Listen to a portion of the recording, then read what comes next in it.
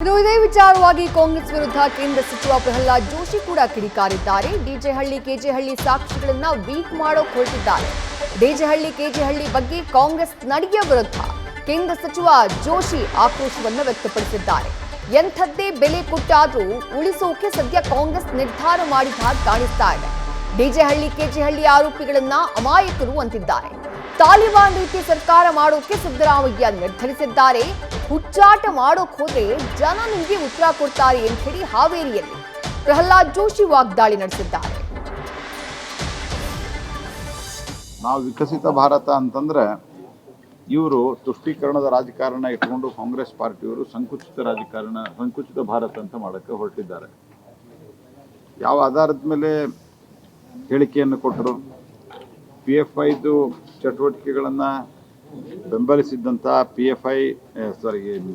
ಡಿಜೆಹಳ್ಳಿ ಕೆಜೆಹಳ್ಳಿ ಅವ್ರನ್ನ ನೀವು ಅವರ ಅಮಾಯಕರು ಅಂತ ಹೇಳಿ ಯಾರು ಇನ್ವೆಸ್ಟಿಗೇಟಿಂಗ್ ಆಫೀಸರ್ ಇದ್ದಾರೆ, ಸಾಕ್ಷಿಗಳಿದ್ದಾರೆ, ಇವರ ವಿರುದ್ಧವಾಗಿ ಅದನ್ನು ವೀಕ್ ಮಾಡಕ್ಕೆ ಹೊರಟಿದ್ದಾರೆ ಕಾಂಗ್ರೆಸ್ ಪಾರ್ಟಿಯವರು. ಅದರ ಒಟ್ಟಾರೆ at the cost of the nation, at the cost of the society, ದೇಶದ ಎಂಥದೇ ಬೆಲೆ ಕೊಟ್ಟಾದರೂ, ಸಮಾಜದ ಎಂಥದೇ ಬೆಲೆ ಕೊಟ್ಟಾದರೂ ಅವ್ರನ್ನ ಉಳಿಸ್ಬೇಕು ಅನ್ನುವಂಥ ಸಂಕಲ್ಪವನ್ನು ಕಾಂಗ್ರೆಸ್ ಪಾರ್ಟಿಯವರು ಮಾಡಿದಂಗೆ ಕಾಣ್ತಾ ಇದ್ದಾರೆ.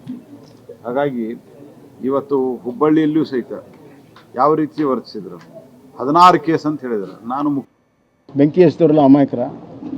ಪೊಲೀಸ್ ಮೇಲೆ ದಾಳಿ ಮಾಡುವಂಥದ್ದು ಅದು ಹುಬ್ಬಳ್ಳಿಯಲ್ಲಿರ್ಬೋದು ಅಥವಾ ಬೆಂಗಳೂರಿನಲ್ಲಿರ್ಬೋದು, ಇಟ್ಸ್ ವಾರ್ ಅಗೇನ್ಸ್ಟ್ ಸ್ಟೇಟ್, ಸಹಿಸೋಕ್ಕೆ ಸಾಧ್ಯನೇ ಇಲ್ಲ.